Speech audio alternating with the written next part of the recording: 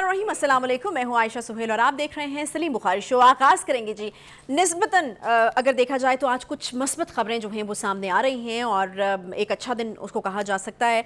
Dollar के हवाले से अगर बात की जाए तो डॉलर के नीचे आने का सिलसिला जो है वो बदस्तूर जारी है। डॉलर की स्मगलिंग और ज़ख़ीरा अंदोज़ी के खिलाफ बड़े पैमाने पर क्रैकडाउन हुआ है और रुपए की कदर उसके नतीजे मुस्तहकम होना शुरू हो गई। आपको बताएं कि इंटरबैंक में अमरीकी डॉलर ₹2.48 मजीद सस्ता, ₹306.98 से कम होकर ₹304.50 तक आ गया। उम्मीद की जा रही है कि शायद ये 300 का जो फिगर है इसको अब ब्रेक किया जाए और पीछे की तरफ जो है डॉलर को लाया जाए। इसके अलावा स्टॉक एक्सचेंज से भी अच्छी खबरें आ रही हैं। अब वहां पर भी तेजी का रुझान है। 46,000 पॉइंट्स की हद बहाल हो गई है। माहिरीन के मुताबिक डॉलर गिरने की कदर जो है उसके गिरने से इन्वेस्टर्स का जो एतमाद है वो बहाल हुआ है। IMF ने जी बिजली 200 यूनिट तक इस्तेमाल करने वाले जो सारिफीन हैं उनके लिए जो बिल्स हैं किस्तों में वसूल करने पर इत्तेफाक किया, लेकिन साथ साथ उन्होंने ये भी कहा है कि गैस टैरिफ में 45 से 50% जो इजाफा है वो किया जाए।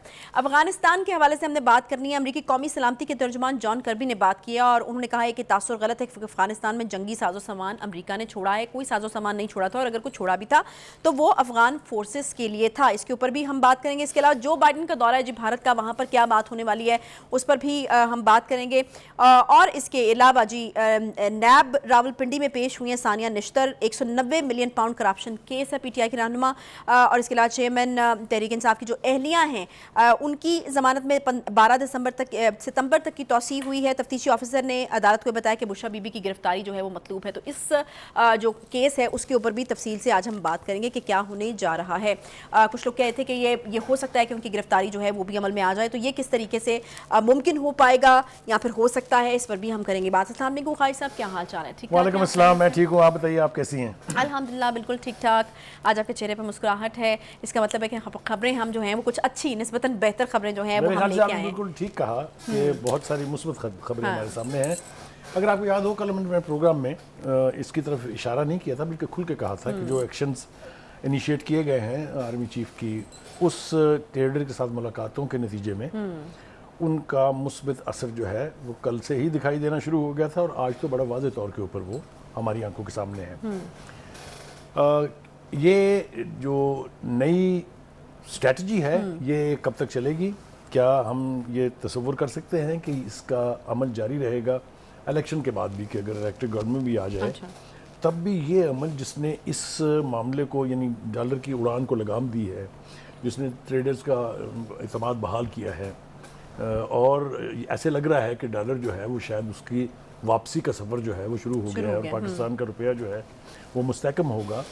इस सफ़र को जारी रखने के बारे में इवन सियासतदान, जो ढंग के सियासतदान हैं, वो भी ये कहते हैं कि अगर ये नतीजा इसी तरह से निकलना है तो फिर इस अमल को जारी रहना चाहिए। मेरे ख्याल से एज ए सेम पाकिस्तानी हमें भी इत्तफाक करना चाहिए इस बात से कि वो एक्शन जो सियासी जमातें बवजह मजबूरी कह लीजिए या उनके पास वो विजन नहीं है, जो भी कह लें, इल्ज़ाम तो मैं लगाना नहीं चाहता, लेकिन जिसने भी ये विजन का मुजाहरा किया है, जिसने ये स्ट्रेटजी बनाई है जिसके नतीजे में इतना प्रॉम्प्ट रिस्पांस और एक्शन यानी रिएक्शन आया है, उनकी दाद दिए बगैर तो मेरे ख्याल से कोई भी नहीं रह सकता और नहीं रहना चाहिए।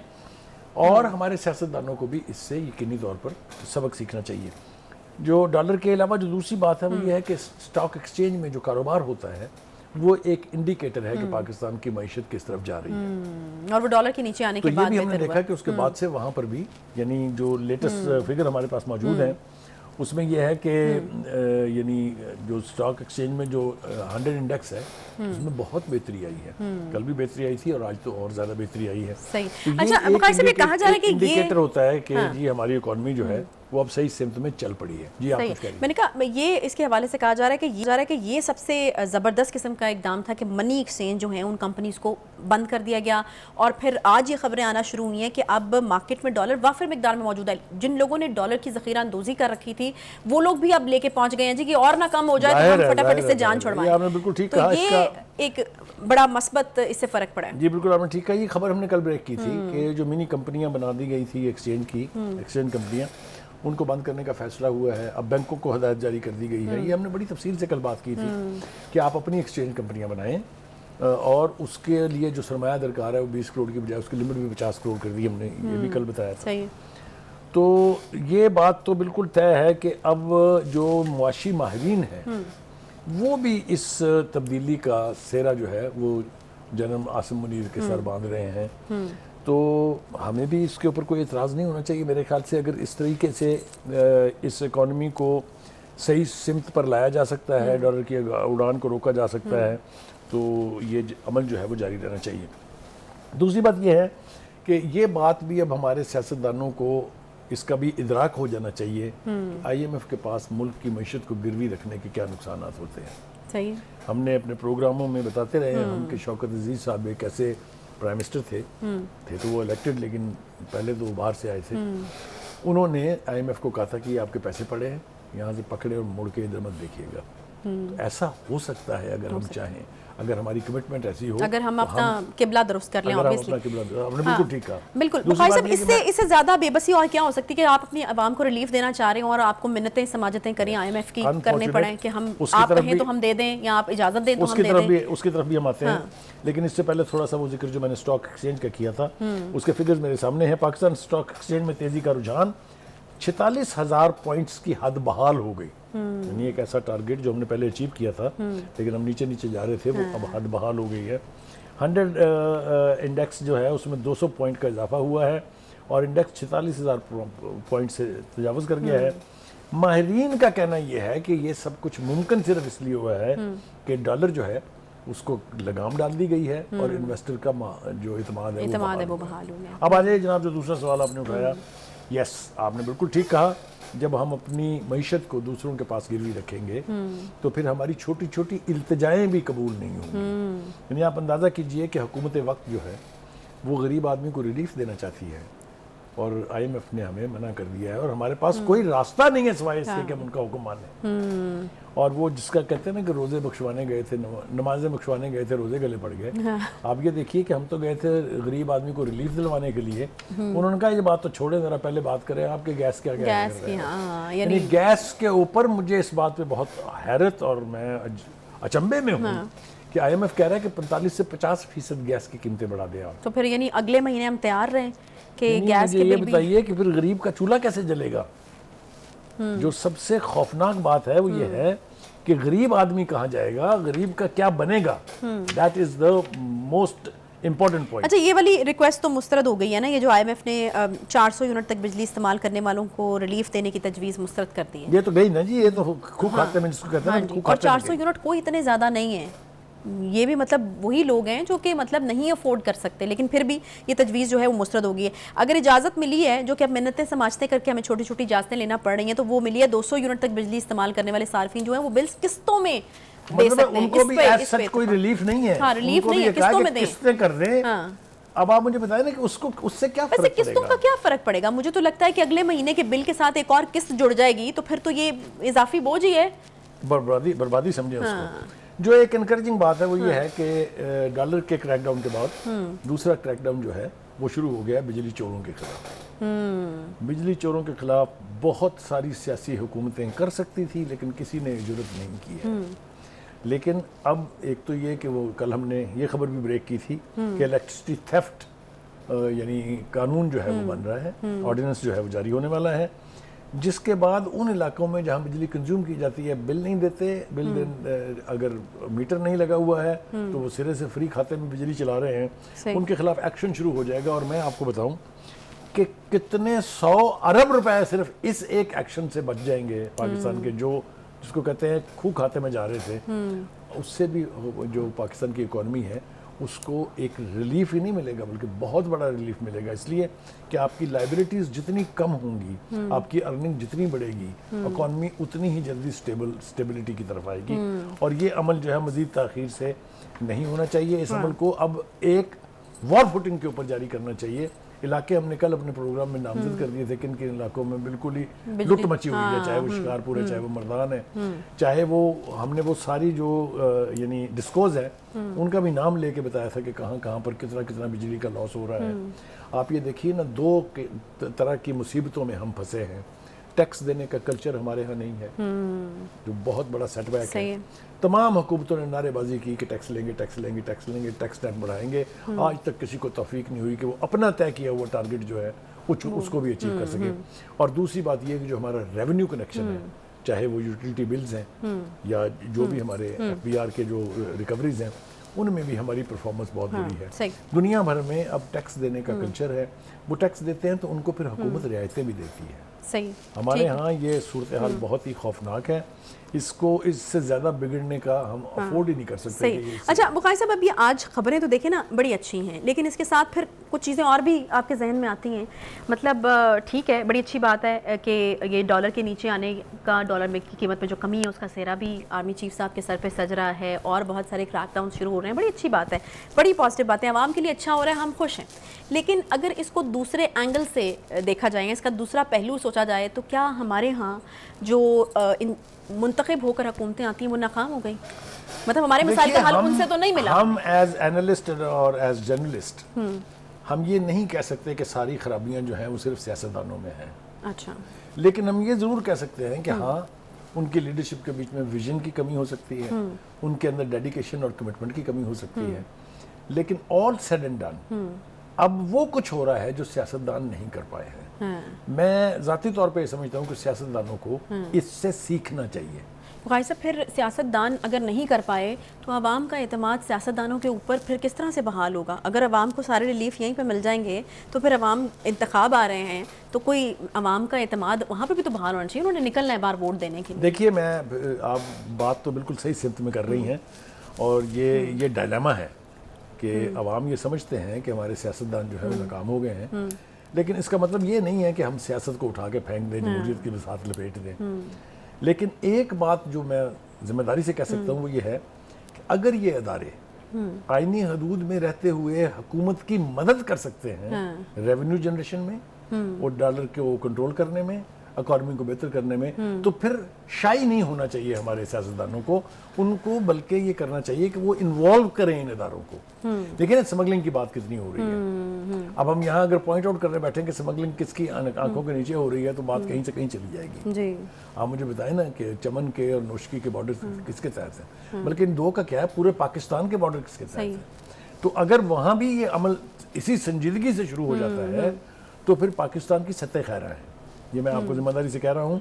हमारे सियासतदान को ये चाहिए कि वो इन चीज़ों को सामने रखें और इन अदारों की मदद लें जो कि उनका राइट है एज इलेक्टेड गवर्नमेंट। यहाँ पर इसका ब्रेक लेने के लिए मुझे बार बार कह रहे हैं, यहाँ पर इसका एक पहलू ये भी हो सकता है बुखारी साहब कि जो सियासी हुकूमतें हैं या मुंतखब हुकूमतें वो इसको कंपटीशन की तरह लेना कि हमें भी बेहतर काम करना है, हमें भी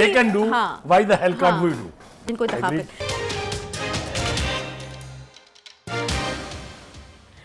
वेलकम बैक जी। ब्रेक एक बार फिर से आपको खुशामदीद कहते हैं। बात करनी है जी अफ़गानिस्तान के हवाले से और अफ़गानिस्तान से अमेरिका के इनखला और उसके बाद जो अमेरिका की वाक़यात वहाँ पर रह गई, जिनमें एक असला एक बहुत बड़ा मसला है जिसके ऊपर अक्सर बात जो है वो होती भी रहती है। हुआ कुछ यूँ कि पाकिस्तानी सहाफ़ी ने सवाल पूछा जी, जो कौमी सलामती के तर्जुमान हैं अमेरिका के जॉन कर्बी, उनसे कि क्या इनखला के वक्त अफ़गानिस्तान में अमेरिका ने अपना $7 अरब का असला छोड़ा जो तहरीक तालिबान पाकिस्तान, दाइश और अलकायदा के जंगजुओं के हाथ लगा है, जिस पर जॉन कर्बी साहब को जो है वो वजाहत देनी पड़ी। उन्होंने कहा कि अफगानिस्तान में जंगी साजो सामान अमेरिका ने नहीं छोड़ा है, वो जो थोड़ा बहुत छोड़ा था वो अफगान फोर्सेस के लिए था।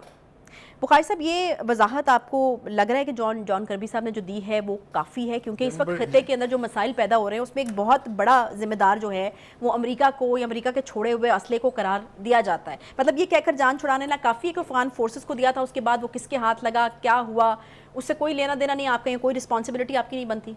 पहली बात तो ये है कि मैं एट द आउटसेट ये कहूँगा कि जॉन कर्बी साहब इंतहाई ढिठाई से झूठ बोल रहे हैं और दानिस्ता तौर पे झूठ बोल रहे हैं।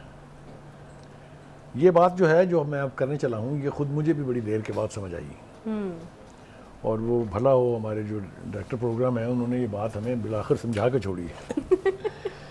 वो ये है कि जब अमेरिका ने असला छोड़ा तो वो सारा लगा था हाथ अफगान फोर्सेस के जिनके खिलाफ तालिबान बरसरे पैकार थे। ठीक है, ठीक है। जब तालिबान की हुकूमत बन गई तो उसमें से काफ़ी सारे उन फोर्सेस के लोग तो तालिबान के साथ मिल गए, इन्हीं हुकूमत का हिस्सा बन गए और एक बड़ी तादाद जो है वो टीटीपी का हिस्सा बन गई। अच्छा। और वो सारा अमरीकी असला जो उनके कब्जे में था वो टीटीपी के हत्थे चल गया। अब किस डेटाई से ये कह सकता है कि जी वो हमारा असला नहीं है छोड़ा हुआ? एक बात तो ये कि वो झूठ बोल रहे हैं और दानिस्ता तौर पे झूठ बोल रहे हैं अपना ऐब छुपाने के लिए। अब अगली बात यह है कि फिर कंफ्यूज किया जाता है कि गालिबन पाकिस्तान के खिलाफ जो एक्शन कर रहे हैं ये तालिबान हुकूमत कर रही है, ऐसा नहीं है। वहाँ अब दो फैक्टर हैं जो बॉर्डर के दोनों तरफ शरारत कर रहे हैं। एक तो टीटीपी है और दूसरी उसका एक ऑफशूट है दाइश। दाइश को और टीटीपी को अमेरिका असला भी दे रहा है और सरमाया भी दे रहा है। इसके बारे में मुझे पहले कुछ डाउट्स थे, लेकिन जिसका मैंने भी आपको हवाला दिया, इसके बाद मुझे कोई शकूक नहीं है कि असल में अमेरिका पाकिस्तान में अमन नहीं चाहता। सही। अमन क्यों नहीं चाहता? क्या ऑब्जेक्टिव है उसके? इसलिए कि वो इस खित्ते में होने वाला जो सीपैक है उसको तबाह करने का पर तुला हुआ है। लिहाजा आपने देखा कि एक तसलसल के साथ पाकिस्तान के अंदर दहशतगर्दी के वाक़यात हो रहे हैं। सही। अगर अफगान हुकूमत जो है वो एक्शन इनिशिएट करती है तालिबान के और दाइश के खिलाफ, तो वो पहाड़ क्रॉस करके पाकिस्तानी इलाके में आ जाते हैं। जब हम इधर से एक्शन करते हैं तो वो बॉर्डर के दूसरी तरफ चले जाते हैं। आप देखिए आजकल यानी पिछले काफ़ी हफ्तों से पाकिस्तान में दहशतगर्दी के वाक़यात में इजाफा हुआ है, लेकिन चूँकि पाकिस्तान की मुसल्लह अफवाज अब तुली हुई हैं कि ये नॉनसेंस मज़ीद बर्दाश्त नहीं होगी, लिहाजा उनके खिलाफ टारगेटेड ऑपरेशन जो है वो किए जा रहे हैं और कामयाबी से किए जा रहे हैं। अच्छा। आपने देखा भी कल ही जो वाक़या हुआ उसके अंदर 21 के करीब जहन्नुम हासिल किए हैं लोगों ने। हमारे भी 4 अफराद ने शहादत पाई, लेकिन ऑब्जेक्टिवली मैं कहना ये चाह रहा हूँ कि अब उनको अपनी खैर मनानी चाहिए, क्योंकि पाकिस्तान की जो आर्मी है, पाकिस्तान की जो मुसल्लह अफवाज हैं, उन्होंने भी अब फैसला कर लिया है कि ये नासूर हमने वंस एंड फॉर ऑल यानी यहाँ से ख़त्म करना है। और बिल्कुल अगर हमने सीपैक के ऊपर काम मतलब उसी ज़ोरों शोर से हो भी रहा है और आगे करना भी है और उसको पाए तक मिल तक पहुँचाना है, तो उसके लिए तो नागुज़ीर है। देखिए ये हम ज़्यादा देर इसको अफोर्ड नहीं कर सकते। हमें अपने बॉर्डर्स जो हैं उनको स्ट्रेंथन करना है।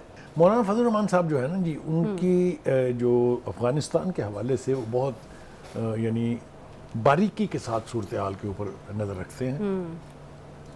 और मैं हमेशा ये समझता हूँ कि जब भी वो इस हवाले से बात करते हैं तो वो कमिटमेंट के साथ बोलते हैं।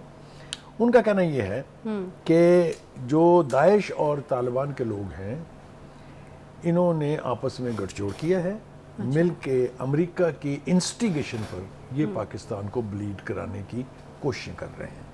और मैंने आपको ऑब्जेक्टिव बता दिया उनका क्या है कि एक तो ये कि वो हम कहते हैं ना अक्सर कि पाकिस्तान का अमन जो है वो अफगानिस्तान के अमन से जुड़ा है। ये बात ठीक है, लेकिन दिस इज बिटवीन अफगानिस्तान की मौजूदा तालिबान हुकूमत एंड पाकिस्तान गवर्नमेंट। ये बीच में से तीसरा फैक्टर है जो दोनों तरफ खराबी करने की कोशिश कर रहा है। दाइश जैसा मैंने कहा इज एन नर्सरी, जो टीटीपी है, TTP is a nursery for Daesh activists या उसके जो टेररिस्ट हैं वहाँ तैयार होते हैं और दाइश का रूप इख्तियार करके कार्रवाइयाँ करते हैं। सही है। हमारे यहाँ अब ये इदराक जो है ये हो गया है कि ये इनके पीछे कौन है, कौन सी कुव्वतें इनको जो है वो सपोर्ट कर रही हैं। और मैं ये तवक्को करता हूँ कि हमारी पॉलिटिकल एलीट जो है उसको भी एक पेज के ऊपर आ जाना चाहिए और अमेरिका की ये सारी जो घिनौनी साजिशें हैं उसको एक्सपोज भी करना चाहिए और उनके खिलाफ ऐसा इफेक्टिव एक्शन लेना चाहिए ताकि पाकिस्तान की सरजमीन जो है इसको वो अपनी नाजायज़ और जो घिनौनी कार्रवाइयाँ हैं उसके लिए। लेकिन मुखालिफ साहब देखिए, अफसोस की बात तो ये है ना कि उनकी लापरवाही की वजह से, और अब जिसको एक वो चीज़ जिसको वो मानने के लिए भी तैयार नहीं है, जिम्मेदारी लेना तो बहुत दूर की बात। उन्होंने कहा हमने कोई नहीं छोड़ा बोड़ा वो असला अफगान फोर्सेस के लिए था, तो मतलब उसकी जिम्मेदारी तक वो लेने को जो है वो तैयार नहीं है और उसके लिए फिर खमियाजा अगेन हमें भुगतना पड़ा है। हमारे जवान देखिए अनफॉर्चुनेट बात यह है कि हमारी हुकूमतें जो है उनमें या तो इतने गट्स नहीं हैं या वो इतनी मजबूर हैं अमेरिकन के हाथों के उनके ऊपर खुल के बात करने के लिए तैयार नहीं है। चाहे हुकूमत हो पीटीआई की, चाहे हुकूमत हो पीडीएम की, किसी ने वाशिगाफ अल्फाज में अमेरिका को शटअप कॉल नहीं दी है और ये नहीं कहा है कि आप यहाँ पर अपनी हरकतों से बाज आ जाएं। ये जॉन कर्बी साहब जो हैं ये बेसिकली डिफेंड कर रहे हैं तालिबान को, सॉरी तालिबान को नहीं, टीटीपी को, यानी तरीके तालिबान पाकिस्तान के जो दहशतगर्द हैं उनको, और दाइश। आपको याद है ना कि दाइश को अमेरिका ने इजाद फरमाया था पहले शाम की ऐसी तैसी करने के लिए और फिर उनको इस्तेमाल किया इराक में, मूसल वगैरह के इलाके में। वो आपके सामने है सारा कुछ।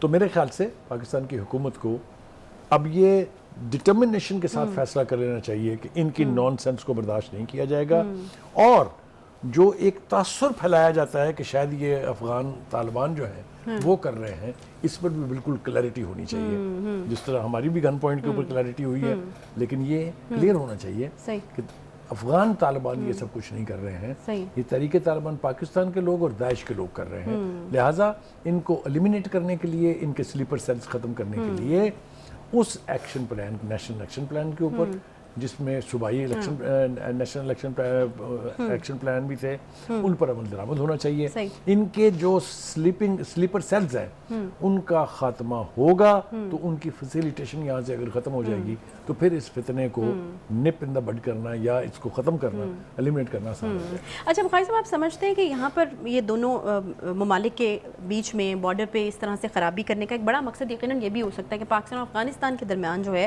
वो ख़राबी पैदा की जाए। आपको लगता है कि अब हमें इस चीज़ को रियलाइज़ करना चाहिए कि हमारे जो कम्युनिकेशन है वो स्ट्रॉन्ग होनी चाहिए उधर, ताकि कोई मिसअंडरस्टैंडिंग की गुंजाइश ना रहे, जो कि पैदा करने की कोशिश की जा रही है? मैंने बिल्कुल आपने सही कहा। मैंने आपको मौलाना फजल रहमान साहब का हवाला भी इसीलिए दिया था कि वो इस सिलसिले में बड़ा रोल प्ले कर सकते हैं, कर भी रहे हैं, कि इसको अफगान तालिबान और पाकिस्तान की लड़ाई ना बनने दिया जाए, जो कि उनकी कोशिश होगी। हरकत वो कर रहे हैं और वो चाहते ही हैं कि हम पाकिस्तान और अफगानिस्तान की जंग हो जाए, क्योंकि खुदा न खास्ता अगर ये हो जाता है तो अमेरिका और भारत का पर्पस ऐसे सर्व होगा कि वो तमाशाई बन के वो देख रहे हैं, उनको कुछ करने की खुद से जरूरत नहीं पड़ेगी। ये दोनों आपस में ही अगर मेरे ख्याल से ये बात अब हमारी हुकूमत को भी समझ आ जानी चाहिए। हमारी मुसल्लह अफवाज को समझ इसलिए आ गई कि वो डील कर रहे हैं इन अनासर के साथ, इनको हैंडल कर रहे हैं, इनको एलिमिनेट कर रहे हैं। हमारी पॉलिटिकल लीड को भी मुनाफकत तर्क करनी चाहिए और खुल खुला के कहना चाहिए कि हम अफगानिस्तान से जंग नहीं चाहते, हम नहीं करेंगे जंग। हाँ, ये जो टेररिस्ट एलिमेंट है इनका हम कला कमा करेंगे, इनको हम तबाह बर्बाद करेंगे। अमेरिका जो चख मारता है उसको मारने में उसकी परवाह नहीं करनी चाहिए। सही। अच्छा बुखारी साहब, ये जो चित्रान में पाक अफगान बॉर्डर पर दहशतगर्दी का एक बड़ा हमला नाकाम हुआ है, ये उसी ऑपरेशन जिसका आप जिक्र कर रहे हैं कि अब टारगेटेड ऑपरेशन किया जा रहा है, तो उसी की एक कड़ी है क्या? देखिए, ये दो चीज़ें अब हो गई हैं। एक तो टारगेटेड ऑपरेशन वो होता है जहां हम इंटेलिजेंस बेस्ड एक्शन करते हैं। अच्छा। कि यहाँ पर वो मौजूद है, वहाँ आप जाओ। ये जो एक्शन हुआ है ये है इन एंटिसिपेशन। अच्छा। यानी ट्रैक करके कि लोग आ रहे हैं, आप तैयार थे, इसीलिए तो आपने 21 खड़का दिए ना उनके, और जख्मी बेशुमार हुए हैं, बेशुमार जख्मी हुए हैं। और हमारा नुकसान अल्लाह ताला ने मदद की, हमारी बहुत कम नुकसान हुआ है। लेकिन वो जो 4 लोग जो शहीद हुए हैं उनके हम जो घर अहले खाना है उनसे हम इज़हार ताज़ियत भी करते हैं, इज़हार हमदर्दी भी करते हैं। यही वो लोग हैं जो कौम के लिए जाने देते हैं, इसलिए इनकी इज्जत और एहतराम जो है वो करना चाहिए। लेकिन मुझे उम्मीद पैदा हो चली है कि शायद अब ये फितना जो है TTP का और दाइश का, इसके अब खात्मे का वक्त करीब है। अच्छा। कम से कम इस सरजमीन पर जहाँ वो इस वक्त ऑपरेट कर रहे हैं। सही, मतलब आपको लगता है कि इतना मौसर ऑपरेशन जो है वो शुरू हो चुका है? एब्सोल्युटली। ठीक है। और उसमें यकीनन जो है वो दूसरी तरफ की मुआवनत भी, मतलब उस वहाँ उनके बगैर नहीं हो सकता। आपने देखिए, हमारी बातचीत उनके साथ होती रहती है, काबुल के साथ हमारे डायलॉग्स होते रहते हैं।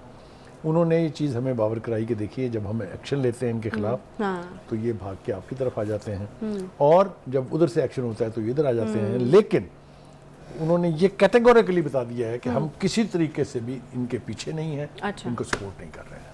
ठीक है, सही है।